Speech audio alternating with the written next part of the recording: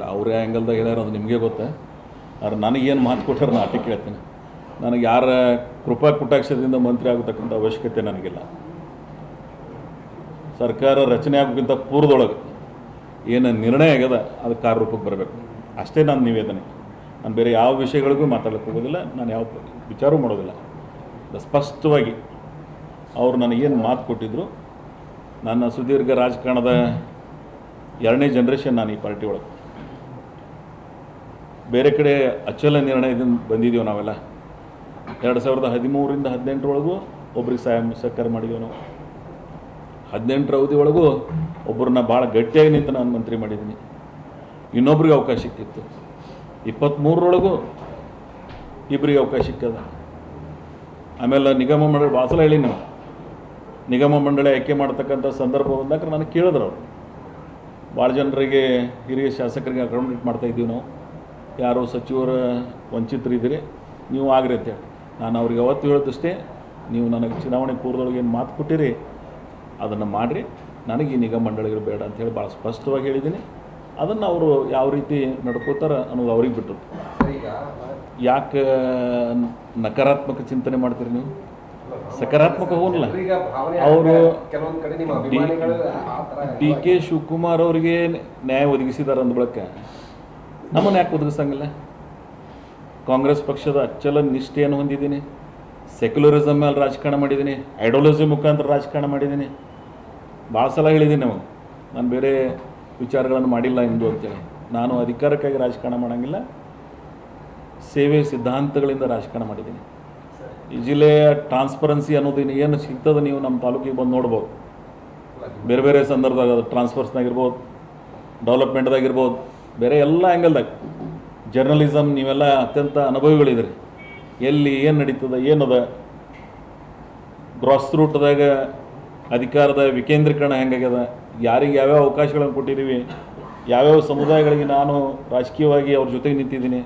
ಮತ್ತು ನನಗೂ ನನ್ನ ತಾಲೂಕಿನ ಜನ ನನ್ನ ಪಾಲಿನ ದೇವ್ರು ಅಂತ ಕರಿತೀನಿ ಅವ್ರಿಗೆ.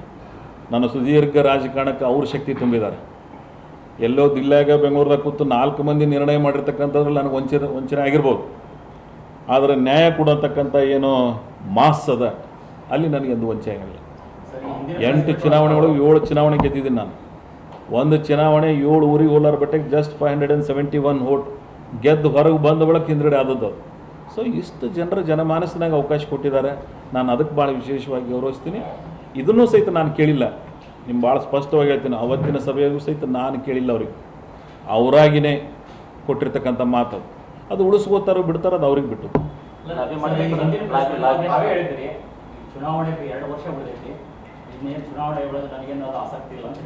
ಲಾಸ್ಟ್ ಟೈಮ್ನೂ ಹೇಳಿನ, ಇವತ್ತು ಹೇಳ್ತೀನಿ.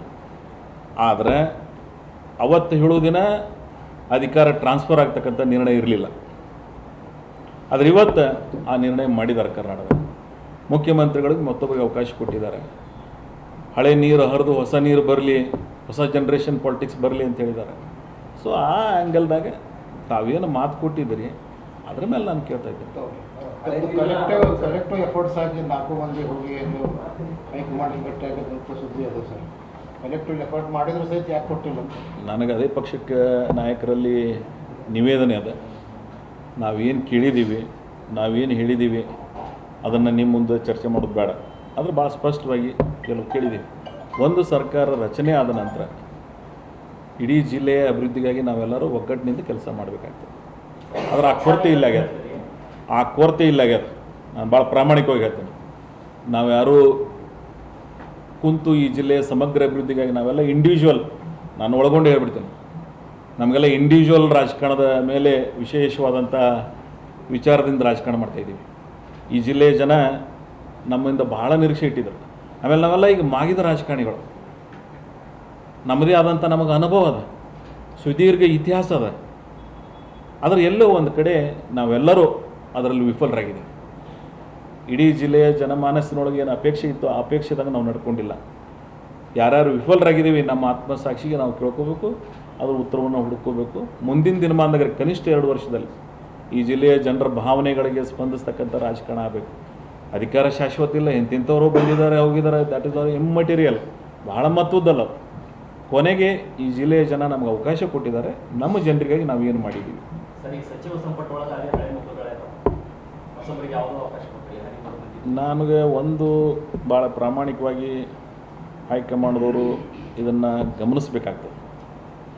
ಇವತ್ತು ರಾಜ್ಯದಲ್ಲಿ ಹೊಸ ನಾಯಕತ್ವ ನೀವು ಕ್ರಿಯೇಟ್ ಮಾಡ್ತೀರಿ ಅಂದರೆ ಉತ್ತರ ಕರ್ನಾಟಕಕ್ಕೆ ಮಾಡಬೇಕು, ಜಿಲ್ಲೆಗಳಲ್ಲಿ ಮಾಡಬೇಕು, ಅವಕಾಶಗಳು ಎಲ್ಲರಿಗೂ ಸಿಗಬೇಕಲ್ಲ. ಈಗ ಎಷ್ಟು ಜನ ಅವಕಾಶ ವಂಚಿತರದಾರ? ಅವಕಾಶ ವಂಚಿತರಿಗೆ ರಾಜಕಾರಣದಾಗ ಅವಕಾಶ ಸಿಗಲಿಲ್ಲ ಅಂದರೆ ಎಲ್ಲಿಗೆ ಹೋಗ್ಬೇಕು ಅವರು? ಅವ್ರದ್ದು ತಮಗೊಂದು ಅವಕಾಶಕ್ಕಾಗ್ರೆ ತೋರಿಸ್ಕೊಡೋರಲ್ಲ. ನಾನು ಆದವ್ರ ಬಗ್ಗೆ ಏನು ಇದು ಅನ್ನಂಗಿಲ್ಲ. ಆಯ್ತು, ಭಗವಂತ ಅವ್ರಿಗೆ ಅವಕಾಶ ಕೊಟ್ಟಿದ್ದಾನೆ, ಪಕ್ಷ ಅವ್ರಿಗೆ ಅವಕಾಶ ಕೊಟ್ಟಿದೆ, ಅವರಿಂದ ಒಳ್ಳೇದಾಗಲಿ. ಆದರೆ ಬೇರೆಯವರು ನಿರೀಕ್ಷೆ ಒಳಗೆ ಯಾರದಾರಲ್ಲ ಅವರಿಗೂ ನ್ಯಾಯ ಸಮೇತವಾಗಿ ಅವಕಾಶ ಸಿಗಬೇಕು.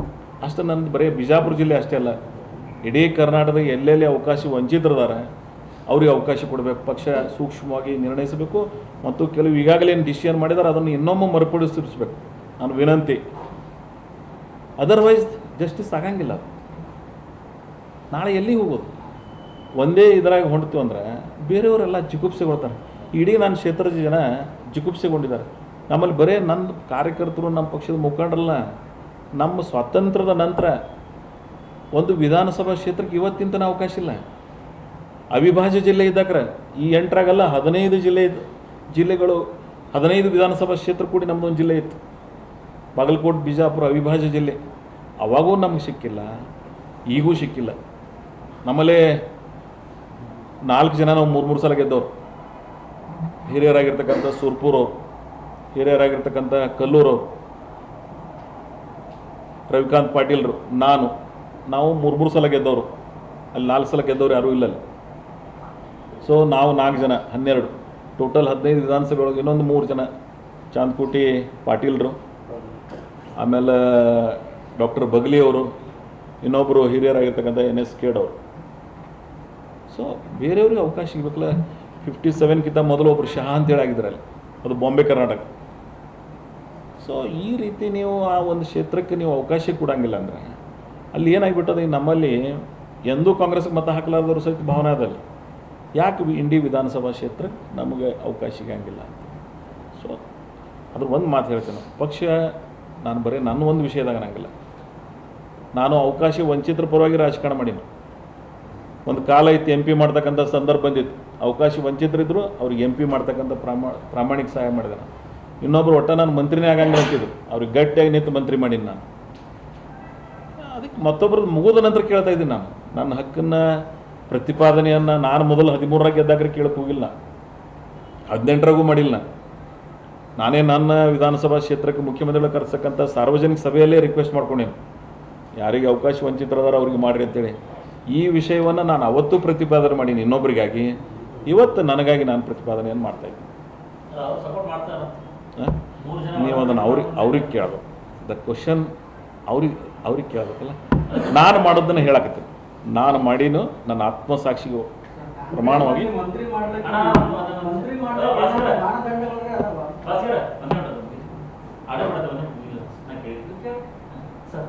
ಅವರು ಸಪೋರ್ಟ್ ಮಾಡಿದ್ರ ಯಾರಿಗೆ? ನೀವು ಅವ್ರಿಗೆ ಕೇಳಬೇಕಲ್ಲ. ಯಾವ ಪ್ರಶ್ನೆಯನ್ನು ನಾನು ಹೇಳ್ತೇನೆ, ಯಾರಿಗೆ ಯಾವ ಸಂದರ್ಭ 96ರಾಗ ಏನು ಮಾಡೀನು, 2018ರಾಗ ಏನು ಮಾಡೀನು ನಾ ಹೇಳ್ತೇನೆ. ಆದರೆ ಅವ್ರು ಹೇಳಬೇಕಲ್ಲ. ಉಳಿದದ್ದು ನಾ ಹೆಂಗೆ ಹೇಳಿ? ನೀವು ಅವ್ರಿಗೆ ಕೇಳಬೇಕು. Right question but wrong person. You just ask for right. ಅಲ್ಲ, ನನ್ನ ಕಾನ್ಫಿಡೆಂಟ್ ಪ್ರಶ್ನೆ ಬರೋಂಗಿಲ್ಲ. ಅದು ನಾನು ಇನ್ನೊಬ್ಬರಿಗೆ ಸಹಾಯ ಮಾಡ್ತಕ್ಕಂಥ ಒಂದು ಆಧ್ಯಾತ್ಮಿಕ ಸ್ಪರ್ಶದ ರಾಜಕಾರಣ ಮಾಡ್ಕೊಂಡು ಬಂದೆ. ನನಗೆ ಅವಕಾಶ ಇತ್ತು, ಸಹಾಯ ಮಾಡೀನಿ. ಮಾಡಬೇಕು ಬಿಡಬೇಕು ಅನ್ನೋದು ಅವ್ರಿಗೆ ಬಿಟ್ಟದ್ದು.